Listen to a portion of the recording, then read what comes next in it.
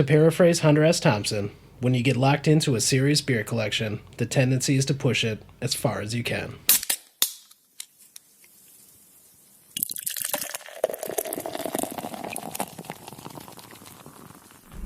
Cheers. Son of a bitch! Give me a drink. One more night. On this camping thing. Son of a bitch!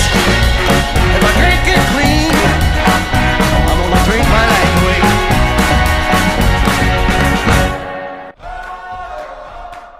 All right, welcome back to the Tap Takeover Podcast. We've got another episode on the road. We're in Green Bay for our brewer interview series. It's going to be a family affair today. We've got the Noble Roots Brewing Company here in Green Bay, Wisconsin. We're going to be sitting down with Marvin Falish, head of sales and taproom operations. We've got Alex Falish, his son, is head of brewing operations, and his son-in-law, Jordan Sullivan, head of finance. How are you guys doing today? Great. Doing well. How are you? Thanks for coming. Thank you. All right, so we'd like to just jump right into it. We've got a few questions just about the opening of the brewery, because you guys are brand new, so we really want to get into that and what the reception has been. So what have you guys seen from the community here? How are they embracing you? It's been pretty awesome so far. We've only been open about 2 months, opened March 2nd, and to be honest, we've been busier than expected. We have a pretty small brewery and tap room. The building itself is only 1,400 square feet, and a little over half of that is tap room, and a lot of nights we are pretty packed. Yeah, we've been, I think the first 8 or 9 weeks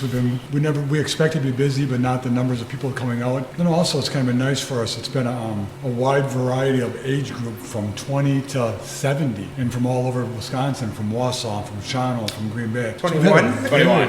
Yeah. Mid-20s. Mostly mid-20s. Good catch there, Acer. Nice. It's been a very, very good demographic for age-wise for us.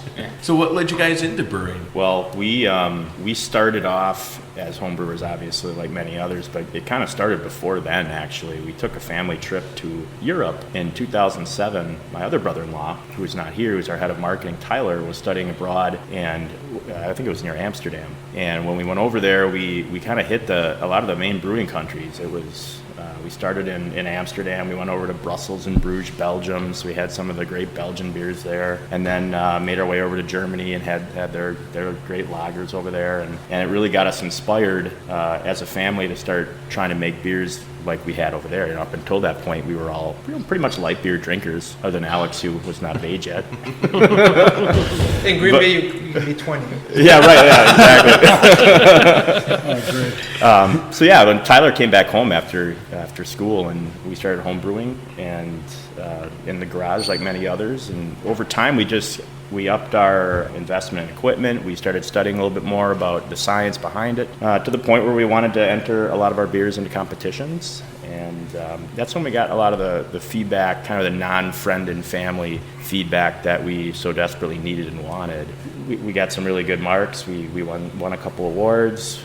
Started getting some praise from some of the local brewers when we poured through the homebrew club here at some of the local beer fests. And then we decided, what the heck? Every home brewer has a dream to do this, but I think we had a unique combination of a lot of experience, and also some of the business skill sets that complement each other to try to make a go of it, because we all understood that this is just as much running a business as it is brewing beer. Does anyone have any experience working on the commercial side prior to starting? No, we didn't. My dad, Marvin, worked for the Budweiser distributor in town for 22 years. But outside of that, that sales experience definitely helps. Jordan works in commercial banking, and I work in logistics and operations. So those are really the skill sets. So while we didn't have the professional brewing experience, going with a system this size, being only 7 barrels, it was kind of just an oversized homebrew system.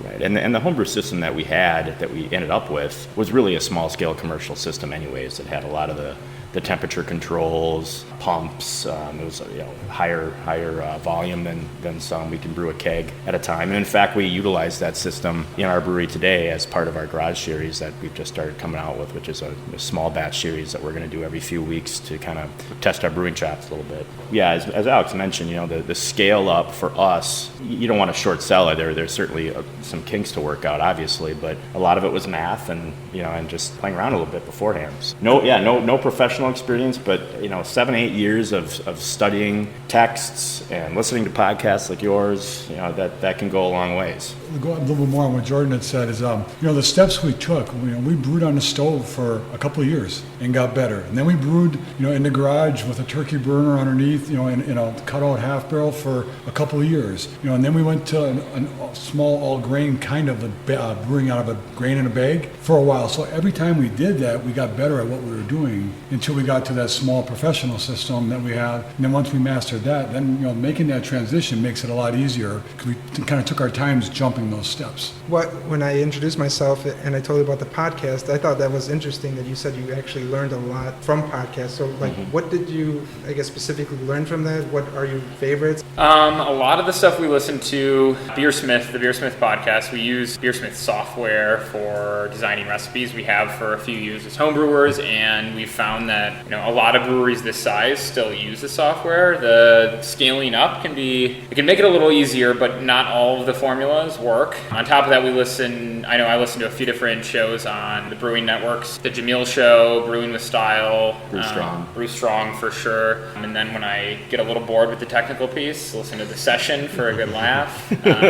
I have a really long commute to my other job, so I get to listen to a lot of podcasts. Including the Tap Takeover Podcast. Of course. That's right. Yeah, another one that we listen to is The Business of Beer, and that kind of helped, just understanding the industry a little bit, some of the dynamics around the business side of it, which helped as well. But I think on all of our Christmas lists for a long time were various beer books, and so How to Brew by John Palmer, and you've invested in some technical books like the water yeast series from Brewers Publications. So there's a lot out there. There really is, and you can learn a lot through textbooks, but then you have to translate it obviously to the practical experience, which we brewed probably every other week for 7 years. Did you have any other challenges scaling out, like when you initially started out? We had some equipment issues. Our burners were a little closer to the ground than our flooring guy had expected, so we had some cracking epoxy for the first few brews, but we fixed that. The nice thing was, prior to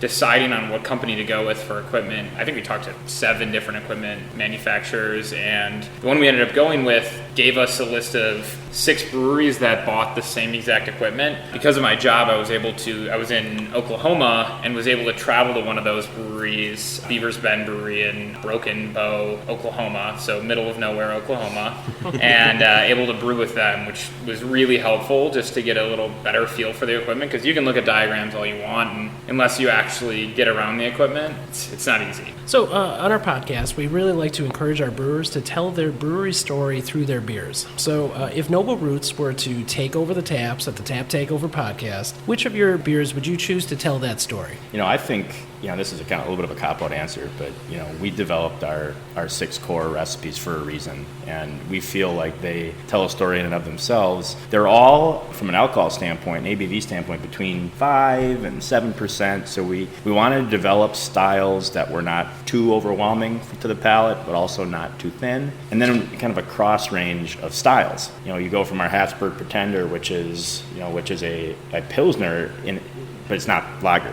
We use ale yeast with that beer. So that's kind of on one end of the spectrum. And on the other end, you have our Midnight Confection, which is our chocolate stout. We use cocoa nibs in. And then in between, you have a couple different IPAs, both using Citra hops. The Cardinal IPA is one that I think all of us would say it's one of, if not our favorite, that we make. And that one really, we kind of went for it on that one, Alex. I mean, he came up with the recipe, and it was a lot of caramel malts mixed with Citra hops, and we're kind of thinking, geez, is this going to work together? It's a lot of flavor, but I think that tropical fruit from the hops and the caramel toffee from the heavy caramel malts, they worked well together for whatever reason, and so that's one that we're quite proud of. Our Mackinac Island Amber, Marv, you can tell the story of that one. And our Mackinac Island Amber is probably the first beer we made. I mean, besides the first beer, that wasn't a kit, and it was all because of my oldest son Tyler was actually going there to that island to visit a friend that was in a band, and he wanted to make a 5-gallon batch, put it in bottles, and bring it over there for all his friends. Very unique is that we use fresh ginger and bitter orange peel to make it, so to give it that the flavor. We've probably made that 10, 12 times before we actually decided it was going to be a core. As you can tell, a lot of our cores have a story behind, and that one was an automatic to be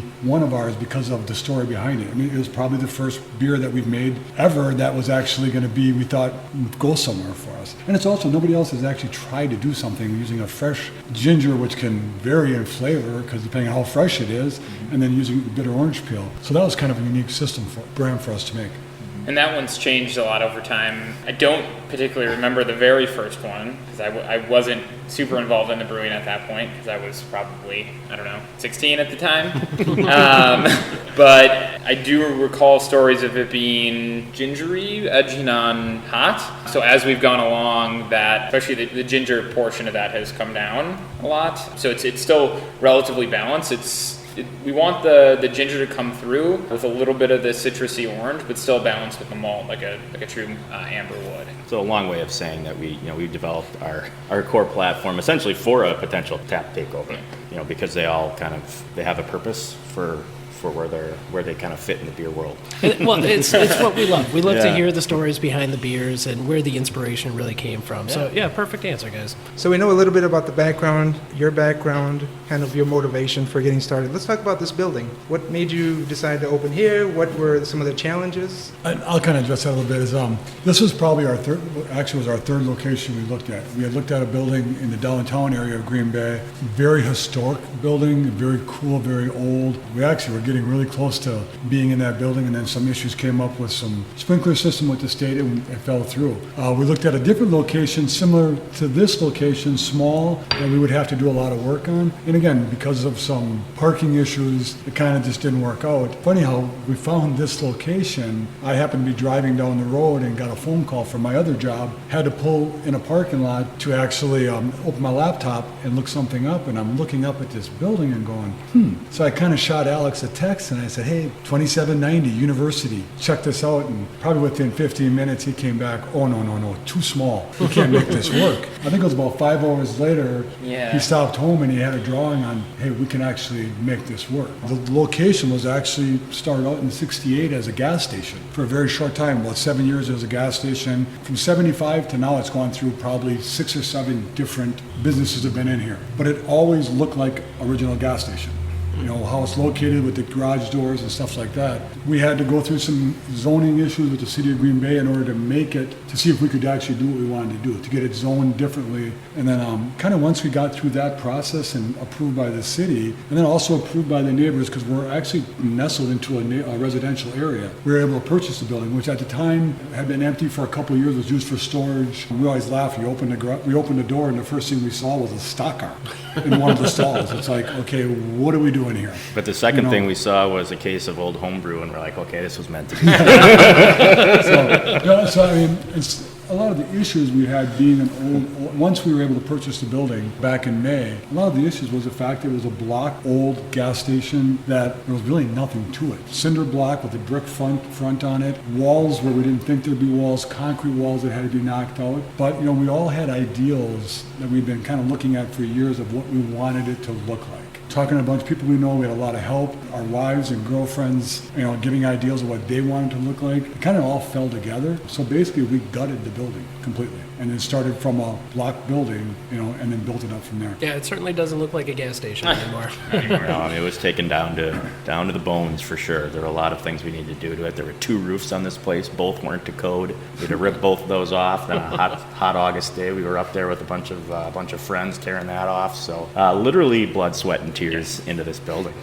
Decent amount of blood. Who helped with the interior design? Is this you guys design the insides? Or it's very classy. Very much a family ordeal. So it was the 3 of us, as my dad mentioned, spouses, my girlfriend, everyone came together with ideas. We have a family friend who's a carpenter, so a lot of wood in the building, covering beams, an entire wall underneath the bar. So he did all of that with some mindless labor help. That's us. Kind of putting putting it together, and he really took our ideas and brought them to execution. And we also had a general contractor that would basically, for some of the structure and mechanical things that had to be done, when you're knocking out concrete walls to open up spaces, there's some things that had to be followed. Some of the other things, the floor, the bar top being concrete was done through our general. And even the girls, we have a brick wall that actually the girls did the brick wall. They actually said, okay, we want to do this, and they got up on scaffolding and they built the brick wall for the inside. Yeah, the exposed brick is a really nice touch. Yeah.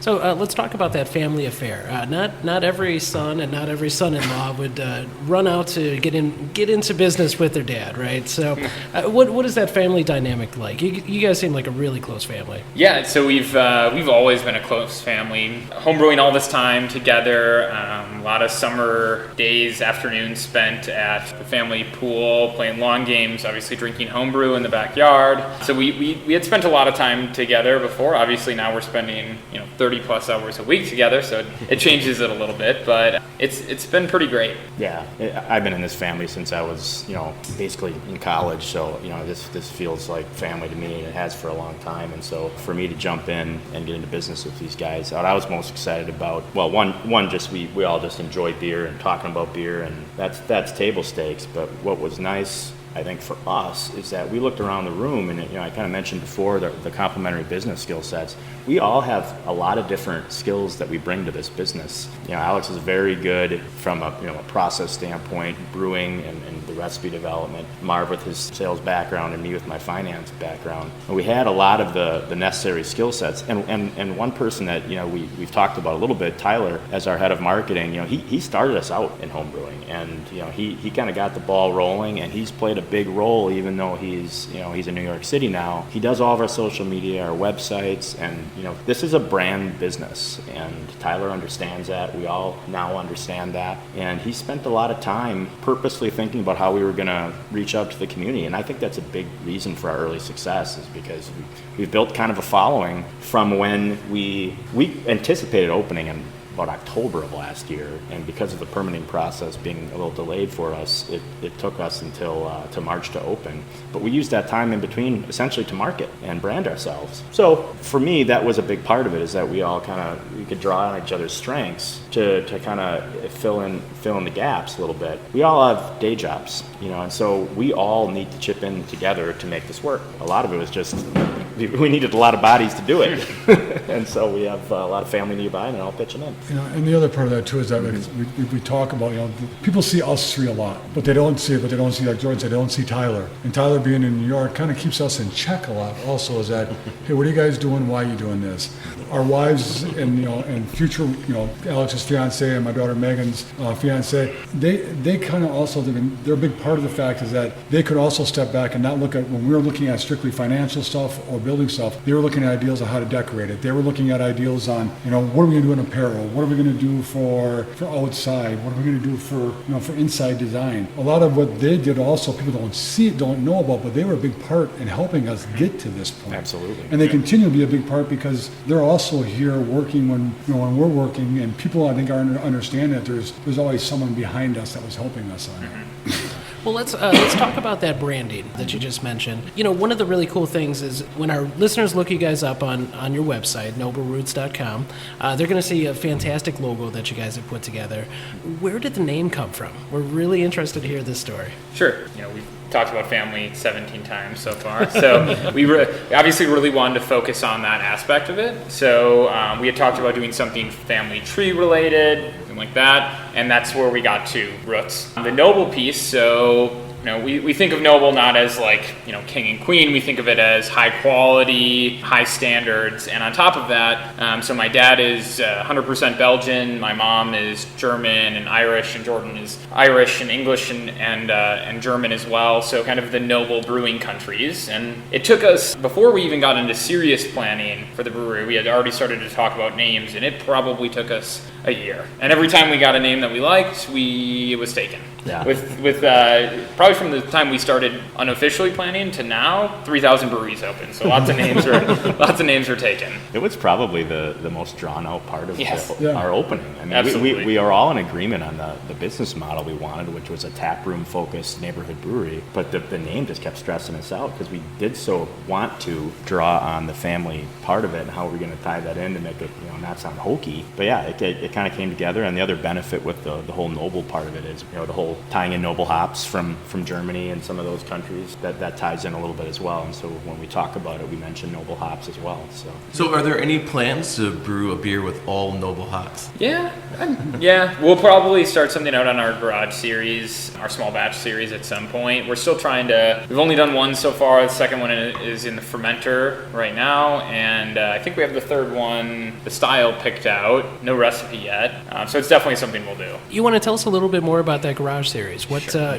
So what do we have in the works? If we're taking over the taps, you gotta throw something a little crazy on there so you get the beer nerds out. What do you guys got in the works? Okay, so I'll first introduce the garage series. We brought over to this building our old homebrew system, so 15-gallon pump-fed system, really easy to use, really fun to use. We're able to brew on it while brewing on our commercial system, and we wanted to use it as a way to introduce some new beers without having to make 7 barrels at a time, and either make beers that could potentially be full batches at some point or things that were completely off the wall. So the first one we did was Belgian double with wildflower honey and blackberry puree. So definitely not something that's going to be on the 7-barrel system, something a little off the wall. Our second one is also a Belgian beer. It's going to be Tyler's going to be mad at me for this one, but we haven't actually released what it's going to be yet. It's going to come out on the Friday of Green Bay Craft Beer Week, so a little over 2 weeks away, or a little less than 2 weeks away. So it's going to be a Belgian Saison with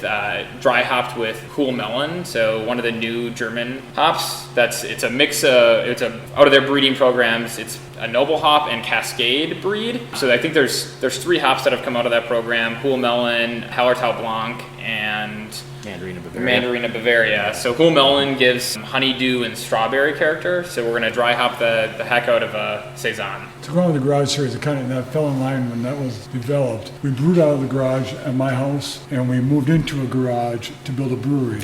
So having the garage series, that name kind of fell right in character of where we're at. Very cool. Absolutely. Okay, I think this is a good time to try some of your beers, and we'll take a little break, do a little tasting, and we'll be right back after some beer news.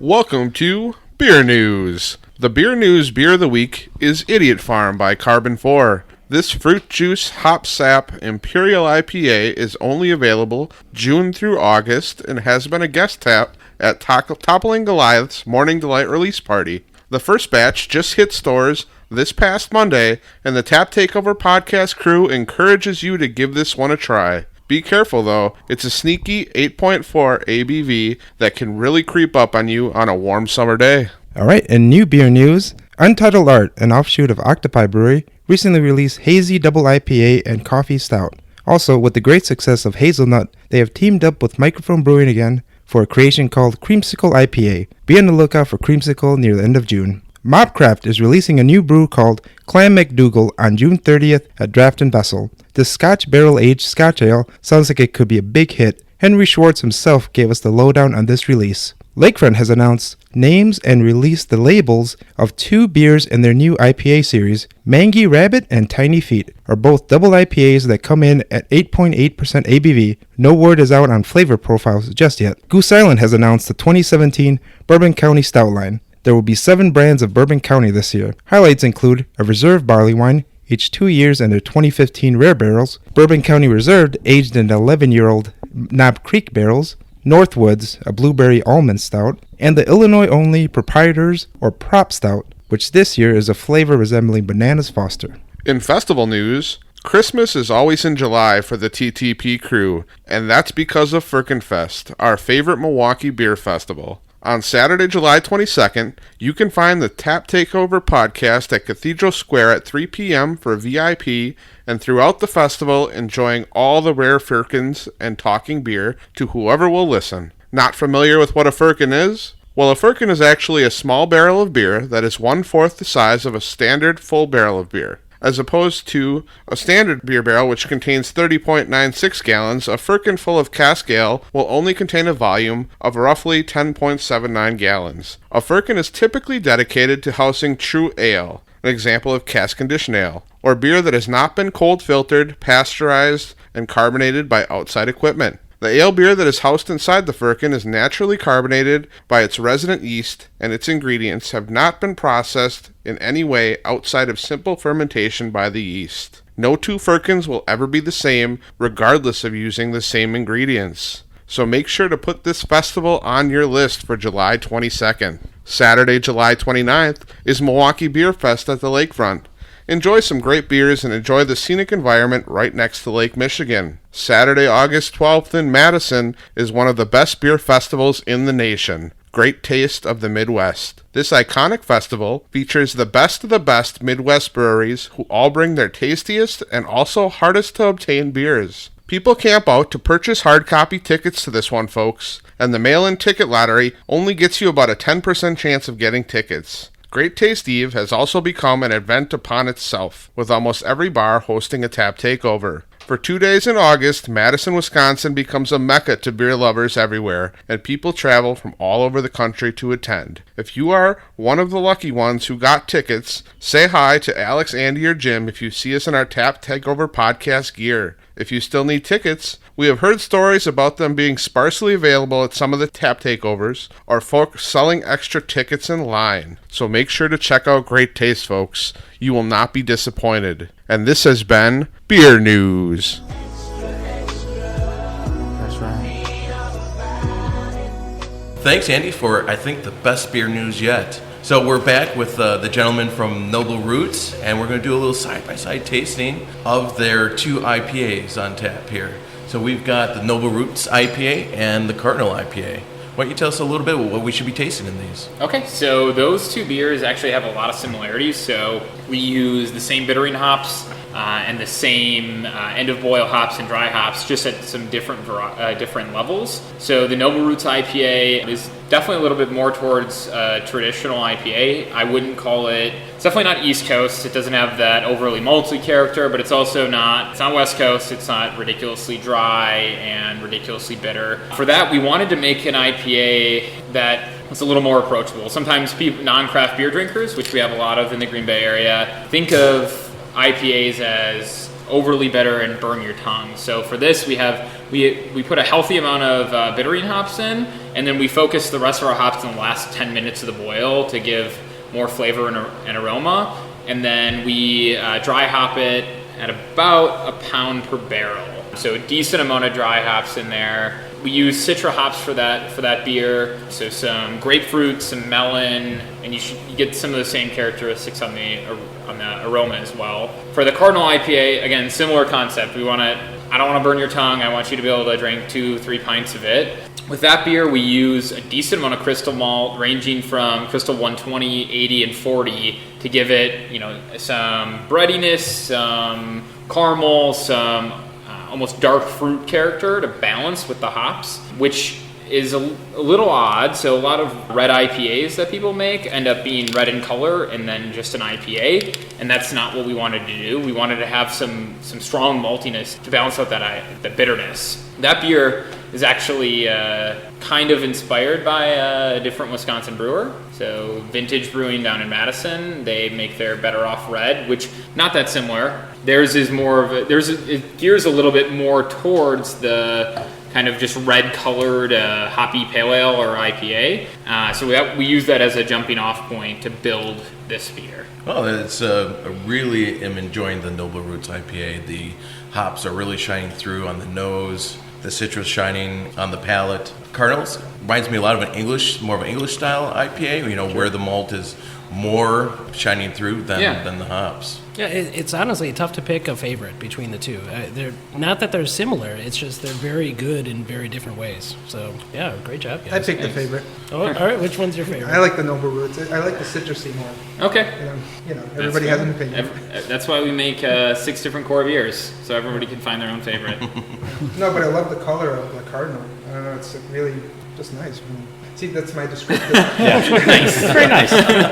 And I've been sipping on this Belgian here. This is really, really tasty. And according to you guys, when we talked earlier, this is becoming one of your most popular beers. How popular is it getting? Yeah, this beer has kind of run away from the pack a little bit, and I think the reason for it is that it brings in a different flavor profile for people that haven't drank craft beers before. We've heard from some people that it almost tastes wine-like to them.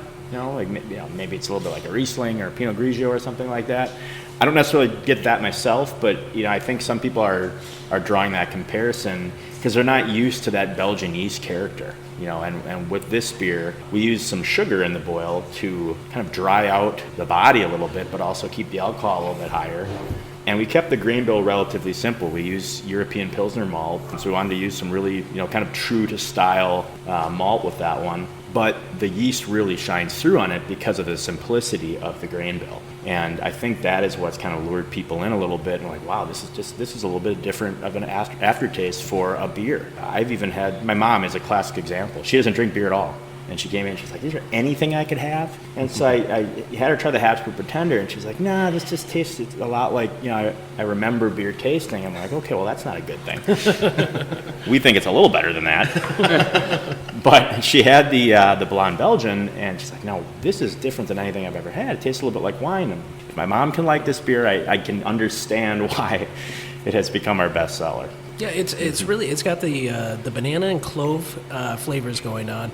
The esters seem really, really subtle, so I can see that being very approachable for a person who hasn't really gotten into the Belgian ales before. All right, so you got a really cool space, awesome beer, but as of right now, you can only get it here, right? What is the plan for distribution, growth? Yeah, you want to go with that? Distribution, we had kind of planned even before now to be in distribution. Very fortunate to be as busy as we were. The first 8 weeks, it kind of put us back a little bit on production. We are now probably looking in the next couple of weeks that we're going to self-distribute ourselves, and we're going to hand-pick 6 or 8 locations to start. Do a little research of what they have, and what they have in local and what they're carrying for other craft beers, and then sit down with the owner, do some tasting with them. And most of the ones we're looking at have been in our facility because they know about us, and they've been kind of, besides us talking to them, they're actually recruiting us also to come to their facilities. So we'll kind of sit down and pick a brand or two that we feel is a good fit for us, just for what their clientele is, for what they're carrying,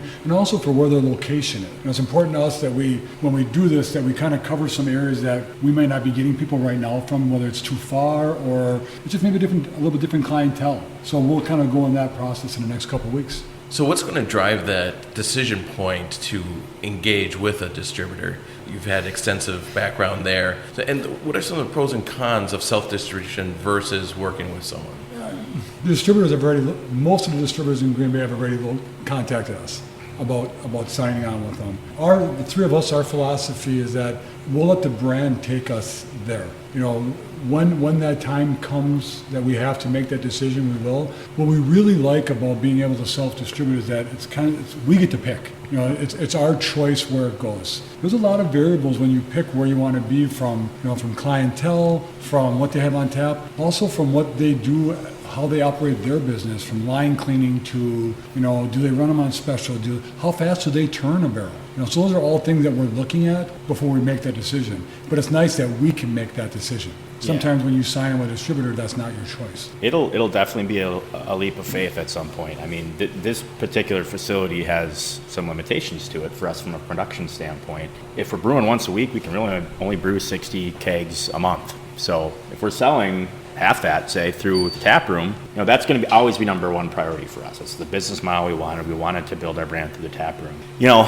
From there, it's just you're doing math a little bit. How much can we actually self-distribute? And there'll be a point where we're like, okay, we're kind of where we're capped out in this building, unless we're going to add another brew day, unless we're going to consider contracting, and those are things that could be next logical steps for us. But we're 2 months in. we're trying to get a gauge as to how this brand's going to take off in the market. And I think the next logical step is self-distribution, and we'll see how quickly they go through our product, and we'll make decisions from there. As Marv mentioned, we want the market to pull us. We don't want to push into it.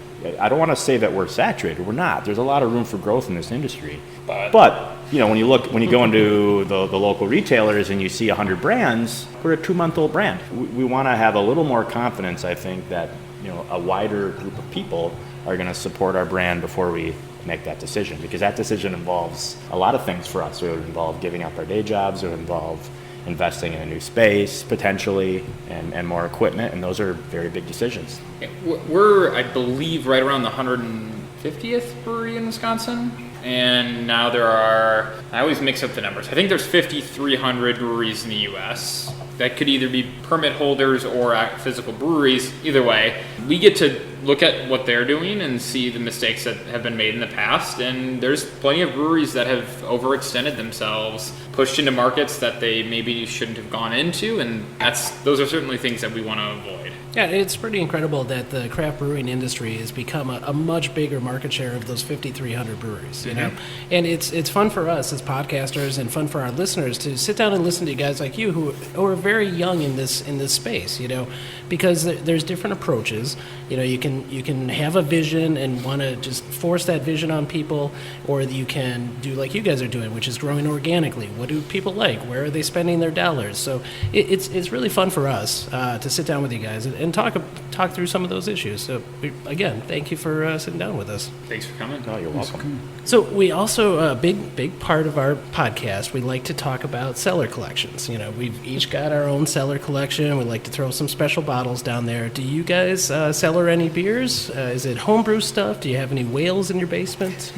I think, so we have, I think, 1 or 2 bottles left of lambic that we made as home brewers. It has to be 7 years ago. Yeah. So the last time we opened one was May, the day we signed on this building. So we opened a 22 ounce. We opened a 22 ounce of that, and we opened a 12 ouncer of Imperial. I think it was a Belgian triple craziness. I can't even remember, to be honest. We'll just call it a strong Belgian ale. Yeah, ridiculously strong Belgian ale. So we opened a bottle of that lambic that we made 7 years ago. I think we have 1 or 2 bottles left that we had talked about opening one. No, we did open one the last time Tyler was home, right around the time when we were about to open. So I lied. We did have one recently. So I think we have 1 bottle left.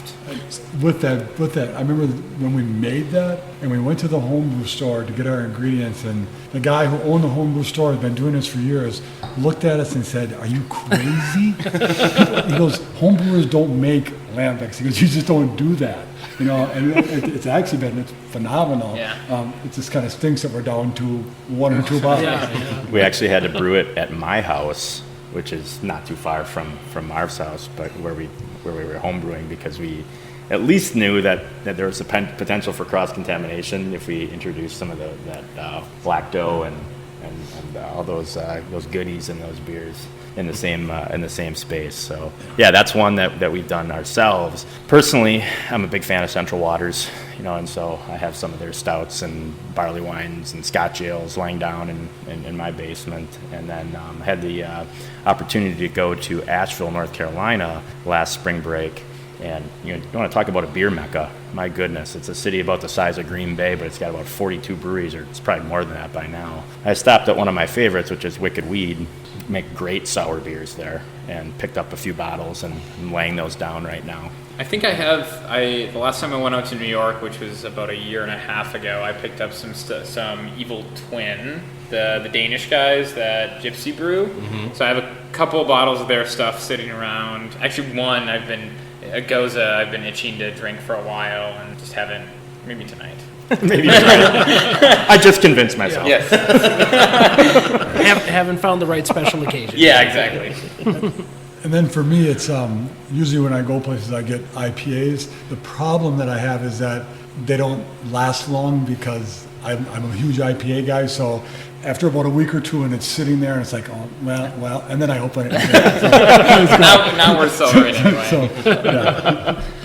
Well, the whole aging thing is interesting because we've been getting feedback from brewers in Milwaukee. They actually have an aging program now. They have a little hourglass that kind of promotes aging your beer. But some of the feedback we've gotten is like, why are you aging beer? I'm putting it in the bottle because it's ready to drink now.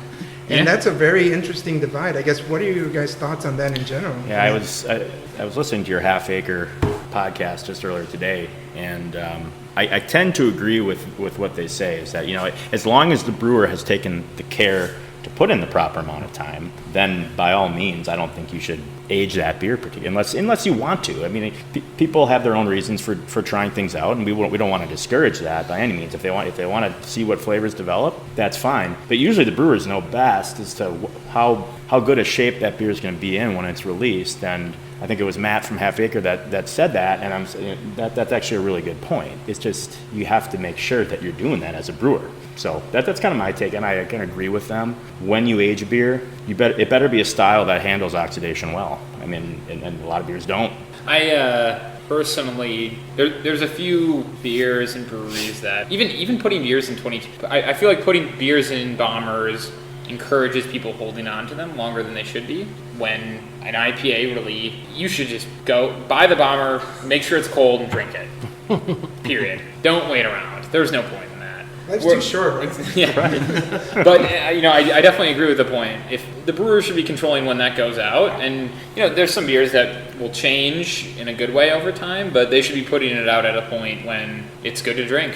So, any plans for you guys as far as a barrel aging program, anything like that? I mean, I know it's a limited space, so you might have to put them in the rafters or something. But people will be using them on the roof. Seats. There you go. Yeah, we'd certainly like to try it. It's not something we really did.